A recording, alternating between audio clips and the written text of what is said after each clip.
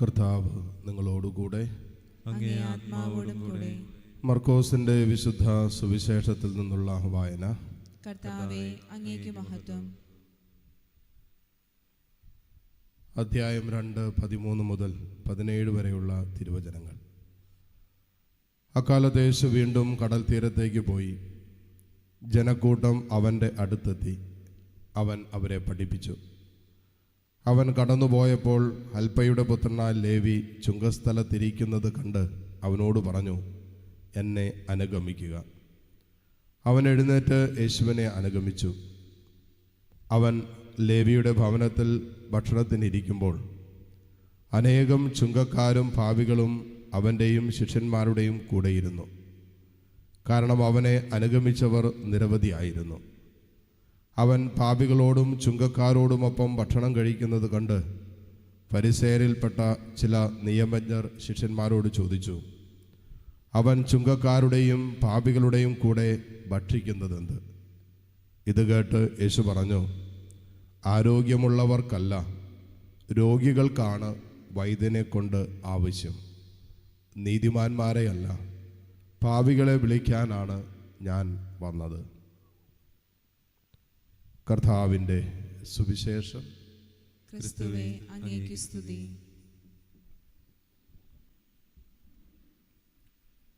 മിശിഹായിൽ ഏറ്റവും സ്നേഹമുള്ളവരെ, ഇന്നത്തെ 2 വായനകളിലും വളരെ സാധാരണമായ ജീവിതത്തിൻ്റെ അനുഭവങ്ങളിൽ ദൈവം സാവൂളിനെയും ലേവിയെയും വിളിക്കുന്നത് നമ്മൾ കാണുകയാണ്.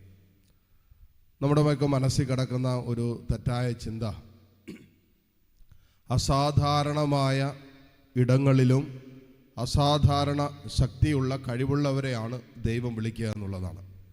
ഏറ്റവും വലിയ തെറ്റിദ്ധാരണയാണ്. ദൈവത്തിൻ്റെ ആലോചനയിലും ജ്ഞാനത്തിലും ദൈവം തനിക്കിഷ്ടമുള്ളവരെ വിളിക്കുന്നു. തൻ്റെ ശുശ്രൂഷയ്ക്കായിട്ട് അവർക്ക് വേണ്ട കൃപയും കഴിവും കർത്താവ് നൽകുന്നു. എനിക്കിപ്പോൾ കഴിവ് കുറവായിരിക്കാം, മാനുഷികമായ എന്തെങ്കിലും കുറവുകളുണ്ടാകാം, പോരായ്മകളുണ്ടാകാം, ബലഹീനതകളുണ്ടാകാം.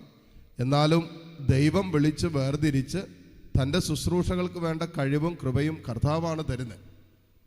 ഇവിടെ സാവൂള് തൻ്റെ ഗോത്രത്തിൽ നിന്നും അല്ലെങ്കിൽ തൻ്റെ അപ്പൻ്റെ നഷ്ടപ്പെട്ടു പോയ കഴുതകളെ അന്വേഷിച്ച് നടക്കുന്ന സമയത്താണ് സാമുവേൽ അവനെ അഭിഷേകിച്ച് പ്രാർത്ഥിക്കുന്നത്.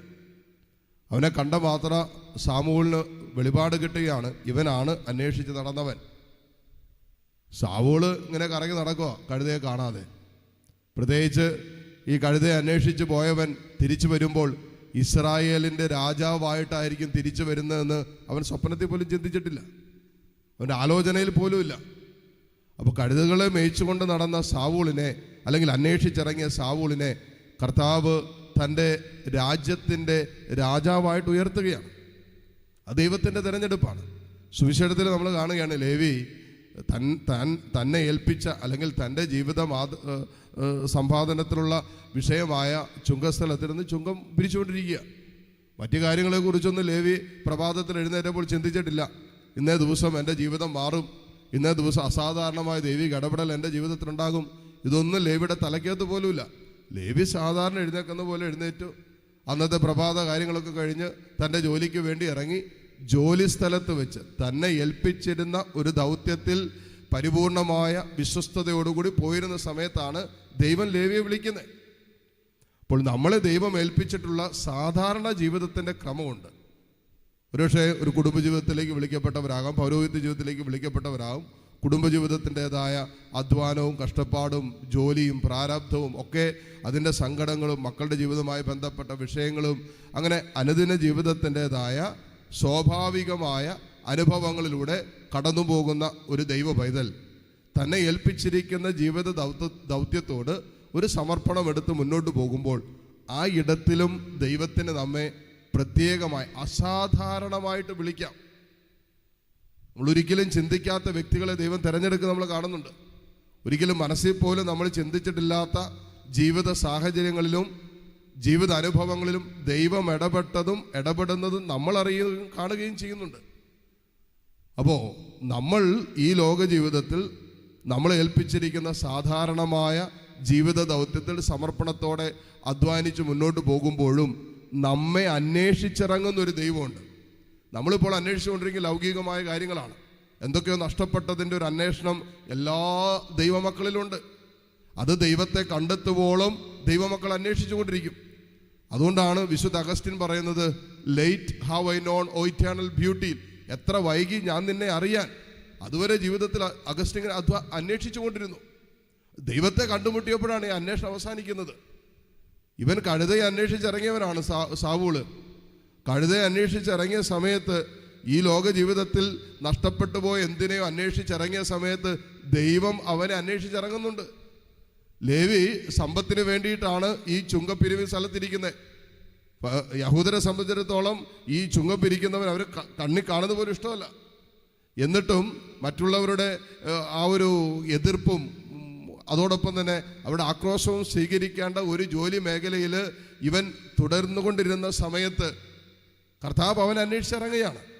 അതുകൊണ്ടാണ് സുവിശേഷം അവസാനിപ്പിക്കുന്നത് ഇങ്ങനെയാണ്, നീതിമാന്മാരെ വിളിക്കാനല്ല പാപികളെ വിളിക്കാനാണ് കർത്താവ് വന്നത്. ഇത് നമുക്ക് ഏവർക്കും ഉള്ള സുവിശേഷമാണ്.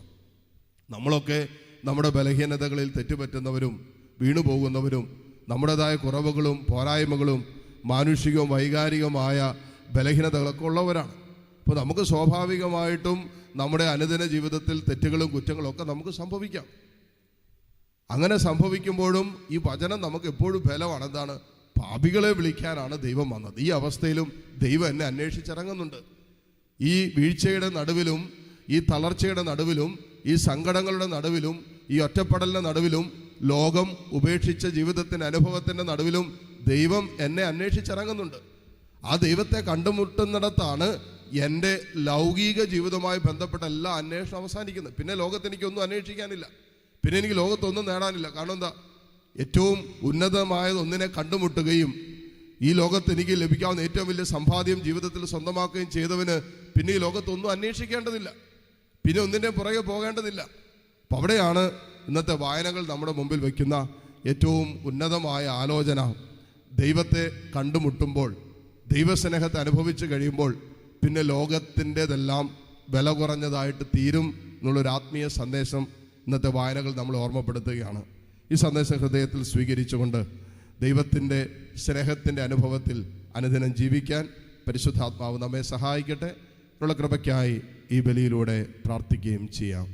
ആമേൻ.